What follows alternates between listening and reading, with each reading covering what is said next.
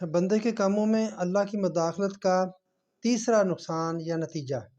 کہ ایسا ماننے سے بندے ہم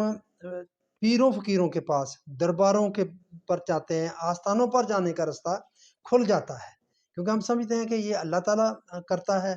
تو اللہ تعالیٰ کو منانے کے لیے یہ لوگ بہت اہم ہیں، اللہ کے قریب ہیں، اللہ کے برگزیدہ بندے ہیں، تو اللہ سے یہ اپنا کام کروا لیتے ہیں، تو ہم پھر درباروں آستانوں یہ ان کے پاس جاتے ہیں۔ تو دیکھیں یہ اہل حدیث یا دیوبندی حضرات ہیں، وہ اس چیز کو برا جانتے ہیں، برا کہتے ہیں، ناجائز سمجھتے ہیں درباروں پر جانے کو اور آستانوں پر جانے کو، مگر یہ عقیدہ رکھتے ہیں کہ اللہ تعالیٰ بندے کے معاملات میں مداخلت کرتا ہے اور اس کو مانتے ہیں، یعنی یہ جڑ ہے وہاں سے وہاں جانے کی، اس جڑ کو نہیں کاٹتے، اس جڑ پر نہیں آتے، مگر وہ اس کی نفی اس کو کہتے ہیں کہ وہ برا ہے، مگر اس کو برا یہ اصل چیز ہے کہ جب